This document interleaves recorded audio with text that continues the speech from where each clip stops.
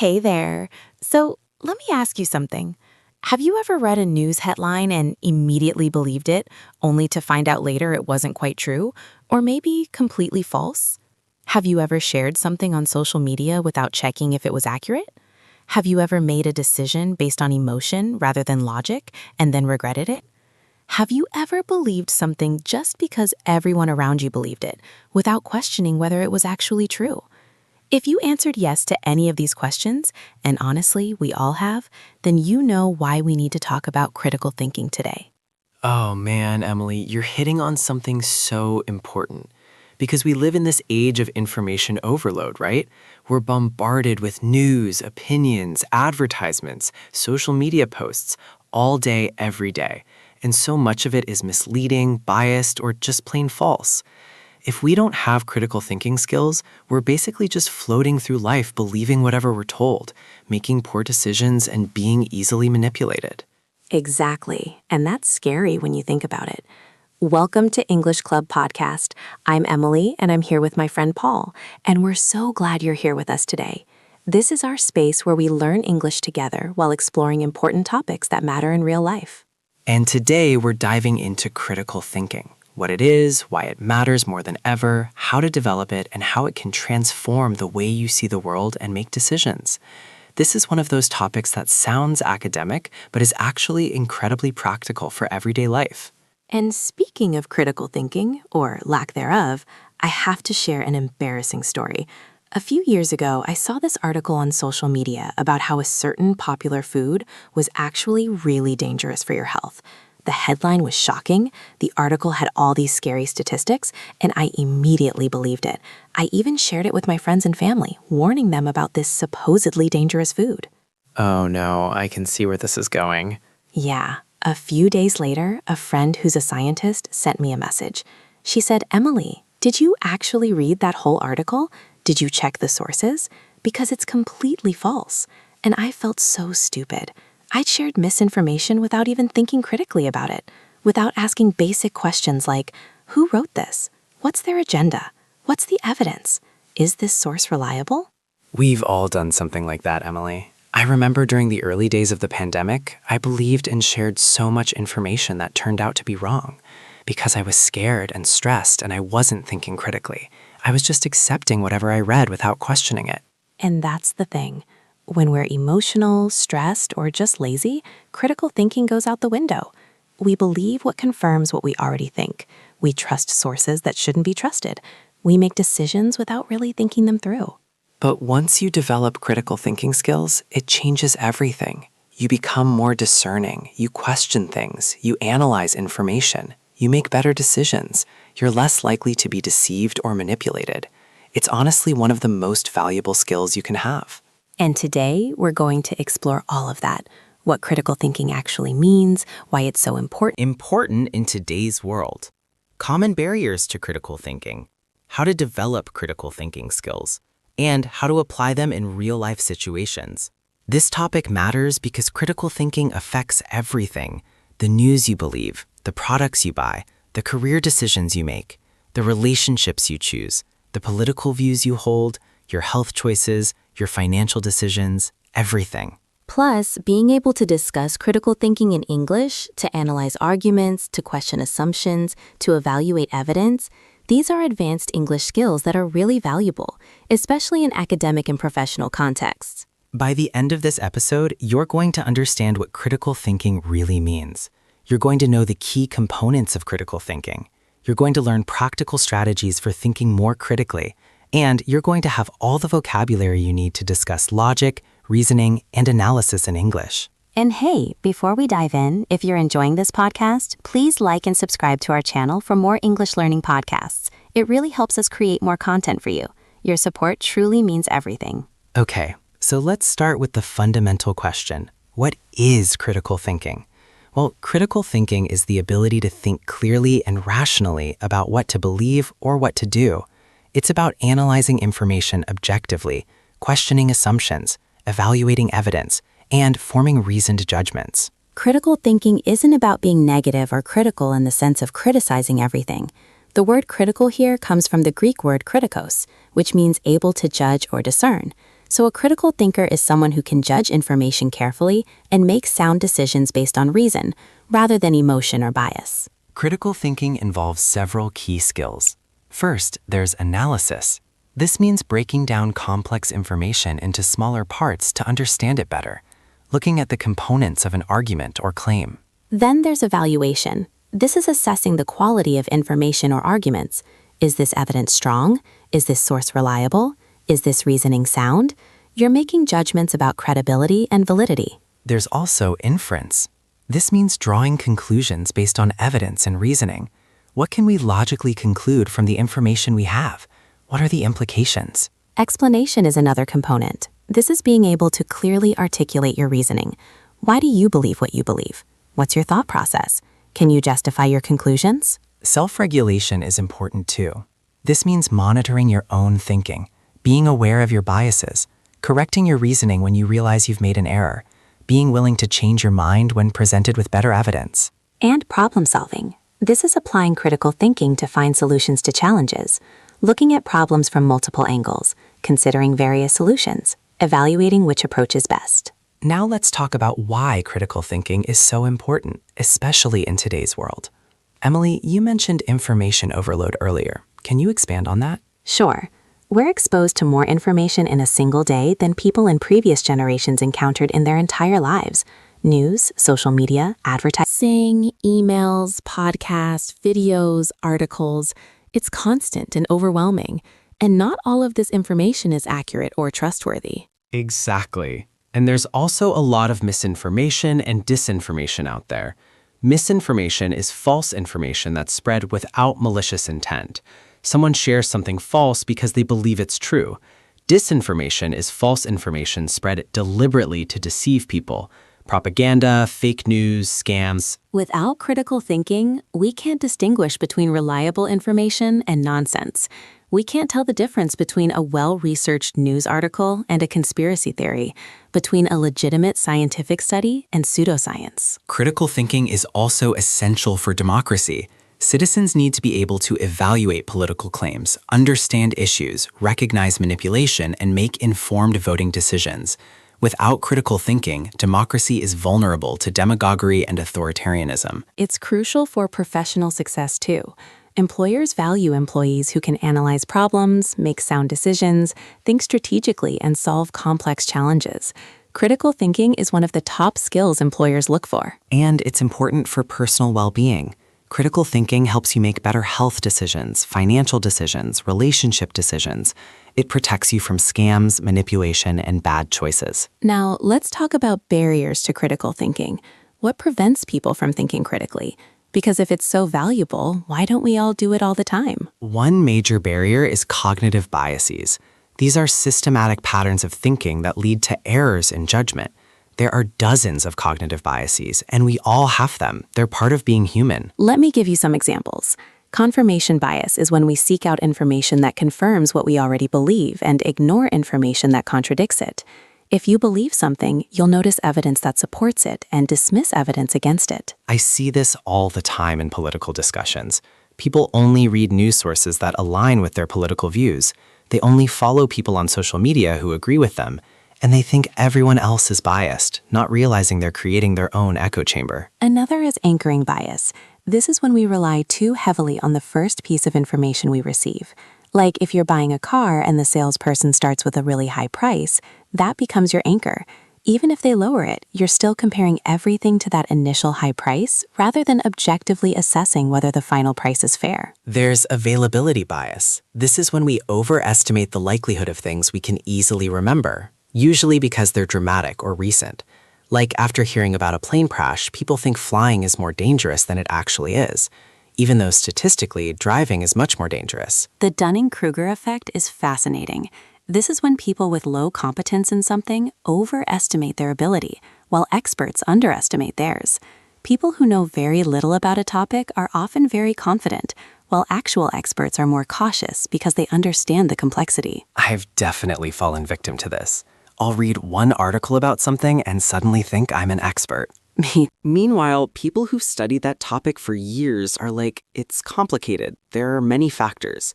And I used to think they were just being wishy-washy, but actually they understand the nuance that I missed. Emotional reasoning is another barrier.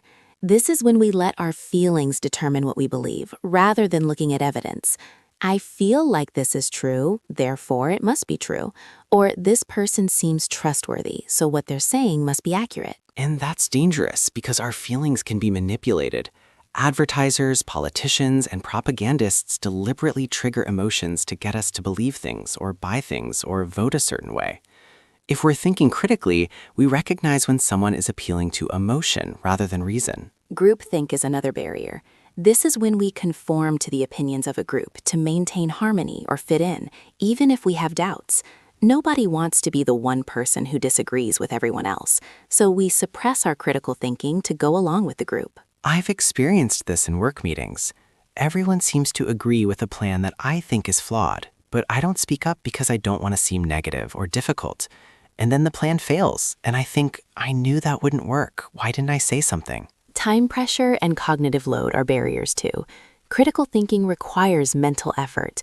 When we're rushed, stressed, tired, or overwhelmed, we take mental shortcuts. We rely on intuition or habit rather than careful analysis. This is why scammers often create urgency. Act now, limited time offer. They don't want you to have time to think critically about whether their offer makes sense. Lack of information or knowledge can be a barrier. You can't think critically about something you know nothing about. If you don't understand basic scientific concepts, you can't evaluate scientific claims. If you don't understand how government works, you can't think critically about political issues. Though I'd add that knowing you don't know something is actually a form of critical thinking. The problem is when people don't know but think they do. Intellectual humility, recognizing the limits of your knowledge, that's important. Now let's talk about how to develop critical thinking skills, because these are skills that can be learned and practiced. You can get better at thinking critically. First, question assumptions. Don't take things at face value. Ask what assumptions are being made here. Are those assumptions valid? What if those assumptions are wrong? For example, if someone says, we should increase funding for this program because it's not working, the assumption is that more money will fix the problem. But is that assumption valid? Maybe the program is poorly designed and more money won't help. Maybe the issue isn't funding. Question the underlying assumptions. Second, consider the source. Who's providing this information? What's their expertise? What's their motivation? Are they credible? Are they biased? A random person's blog post about vaccines has less credibility than a peer-reviewed scientific study published in a reputable medical journal.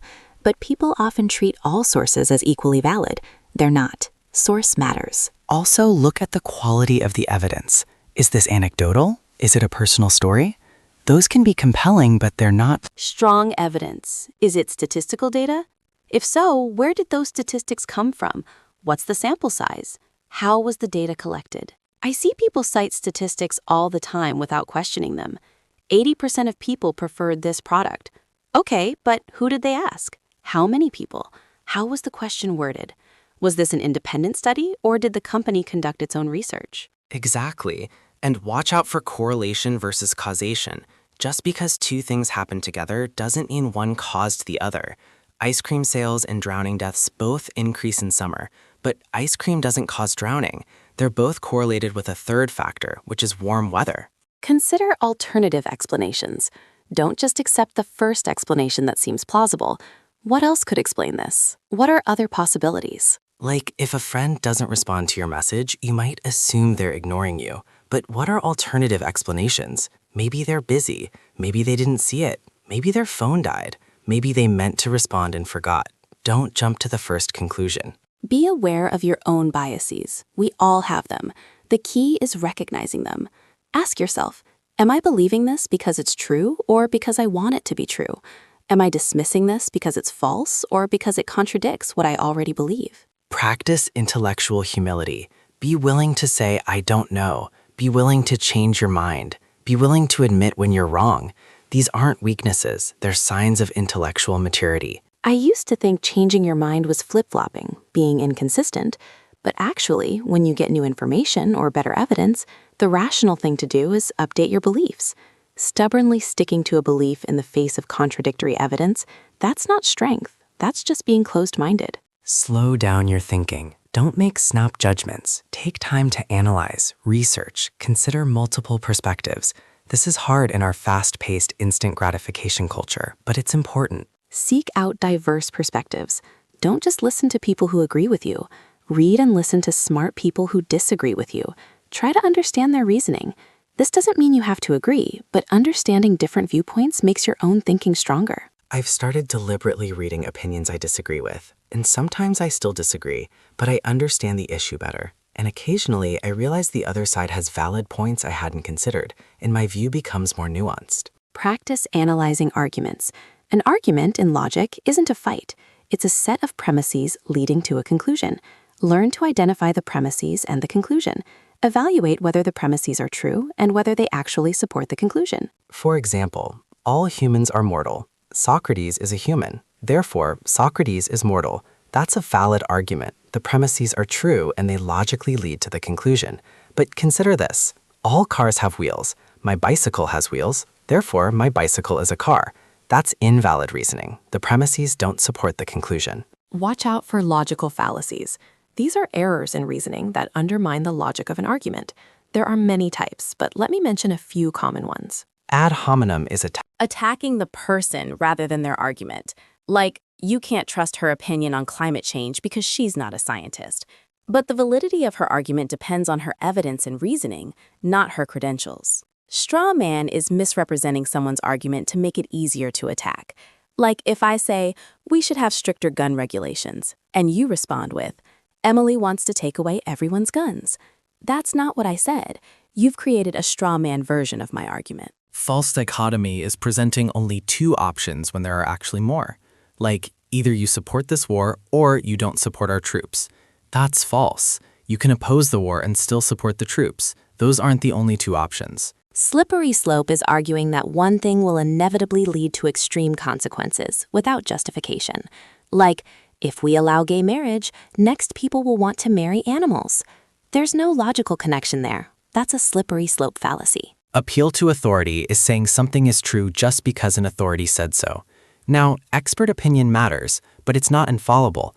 Experts can be wrong, and not all authorities are actual experts in the topic at hand. A celebrity endorsing a health product isn't an expert opinion. Appeal to popularity is arguing that something is true because many people believe it. At one point, most people believed the Earth was flat. That didn't make it true. Popular opinion isn't a substitute for evidence. Now let's talk about applying critical thinking in real-life situations. How do you actually use these skills day to day? When you encounter news or information online, apply critical thinking. Don't just read the headline. Read the whole article. Check the source. Is this a reputable news organization or a random blog? Look at the date.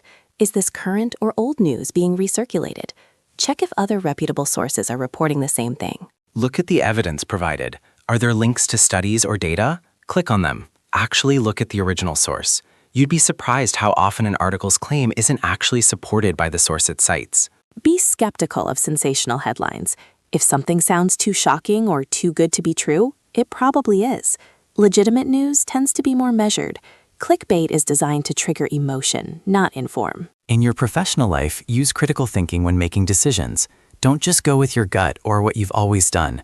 Analyze the problem. Consider multiple solutions. Evaluate the pros and cons of each. Think about potential consequences. When someone tries to sell you something, whether it's a product, a service, or an idea, think critically. What are they claiming? What evidence do they provide? What's their motivation? Are they trying to manipulate your emotions? What are they not telling you? I've become much more skeptical of marketing claims. This product is scientifically proven.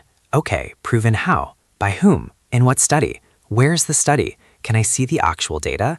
Usually those claims fall apart under scrutiny. In personal relationships, critical thinking can help too.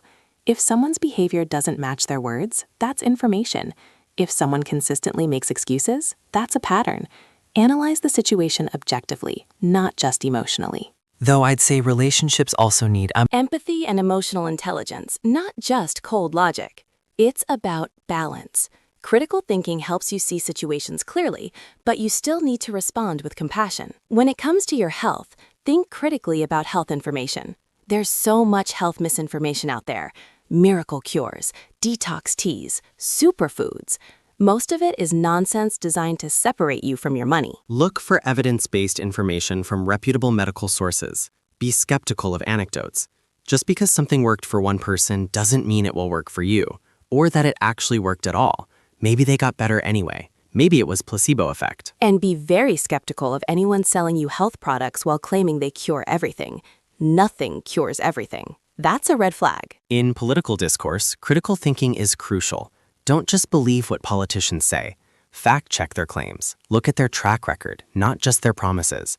Consider what they're not talking about. Analyze who benefits from their policies. And be aware of propaganda techniques, emotional appeals, us versus them rhetoric, oversimplification of complex issues, scapegoating. These are all designed to bypass critical thinking. One thing I've learned is to be suspicious when issues are presented as simple. Most real-world problems are complex. If someone's offering a simple solution to a complex problem, they're probably either lying or don't understand the problem. Now let's talk about the vocabulary of critical thinking, because to discuss these concepts in English, you need specific terminology. We've mentioned several terms already. Critical thinking itself, analysis, which is breaking down information, evaluation, which is assessing quality or validity, inference, drawing conclusions, deduction and induction are types of reasoning. Deductive reasoning goes from general principles to specific conclusions. All humans are mortal. Socrates is human. Therefore, Socrates is mortal. That's deduction. If the premises are true, the conclusion must be true. Inductive reasoning goes from specific observations to general conclusions. I've seen 100 swans and they were all white. Therefore, all swans are white. That's induction. The conclusion is probable but not certain. In fact, there are black swans, so that conclusion would be wrong. We talked about cognitive biases, confirmation bias, anchoring bias, availability bias. These are all important terms for discussing how our thinking can be systematically flawed. Logical fallacies are errors in reasoning. We mentioned ad hominem, straw man, false dichotomy, slippery slope, appeal to authority, appeal to popularity. Knowing these terms helps you identify faulty arguments. We use terms like premise and conclusion to talk about arguments, evidence and claim, credibility and reliability for evaluating sources, correlation versus causation for understanding relationships between variables. We talk about being objective versus subjective. Objective means based on facts, unbiased. Subjective means based on personal feelings or opinions. Critical thinking aims for objectivity, though perfect objectivity is probably impossible. We use words like rational and logical to describe good thinking, irrational and illogical for poor thinking, reasonable and sound for valid arguments, vigilant for flawed arguments. Skepticism is a healthy questioning attitude. Being skeptical doesn't mean rejecting things. It means not accepting things without good reason, asking for evidence, being willing to be convinced but requiring convincing. As we come toward the end of this episode, I want to emphasize how transformative critical thinking can be. It's changed my life, honestly. I make better decisions. I'm less anxious because I can evaluate risks rationally. I'm less gullible. I'm more confident in my opinions because I've actually thought them through. Same here. And I think I'm a better citizen, a better professional, a better friend because of critical thinking. I'm more thoughtful, more discerning, more open-minded, ironically, because I'm willing to change my mind based on evidence. But I also want to acknowledge that critical thinking can be tiring. It requires mental effort. Sometimes it's easier to just accept what you're told, to go with your gut, to believe what feels right. And that's okay sometimes. We can't critically analyze every single piece of information we encounter. We'd be exhausted. But for important things, decisions that matter, information that you're going to act on or share, those deserve critical thought. Also, critical thinking can sometimes make you feel isolated. When you start questioning things that everyone around you accepts, when you see flaws in arguments that others find convincing, it can be lonely. But I think it's worth it. I'd rather see clearly, even if it's uncomfortable, than live in comforting illusions. And you find other critical thinkers, and those connections are deep because they're based on honest, thoughtful discourse. One more thing. Critical thinking doesn't mean you can't have faith, emotions, or values. Some people think being rational means being cold or cynical, but that's not true. You can be deeply emotional and still think critically. You can have strong values and still question your beliefs. You can have faith and still use reason. Critical thinking is about how you arrive at your beliefs, not what those beliefs are. Exactly. It's about being thoughtful and intentional rather than passive and reactive. I'd love to hear from you. How do you practice critical thinking? What's an example of when critical thinking helped you make a better decision, or a time when you wish you'd thought more critically? Share your experiences in the comments. And please, if you found this episode valuable, like and subscribe to English Club for more English learning podcasts. Thank you so much for listening. Thank you for being the kind of person who thinks deeply about important topics. Remember, critical thinking is a skill. Like any skill, it improves with practice. Start small. Question one assumption today. Check one source. Identify one logical fallacy in an argument you encounter. Be patient with yourself. You'll make mistakes. You'll realize you believed things for bad reasons. That's okay. That's part of growth. What matters is that you're trying to think more clearly. And be kind to others who aren't there yet. We were all uncritical thinkers at some point. Instead of being condescending, maybe share what you've learned. Model good thinking. The world needs more critical thinkers. People who question, who analyze, who don't just accept what they're told. Who make decisions based on evidence and reason. So keep learning, keep questioning, keep thinking. You're doing important work. See you in the next episode. Keep practicing your English, and remember, you're doing great. And keep thinking critically. It's one of the most valuable skills you can develop. Take care and bye for now.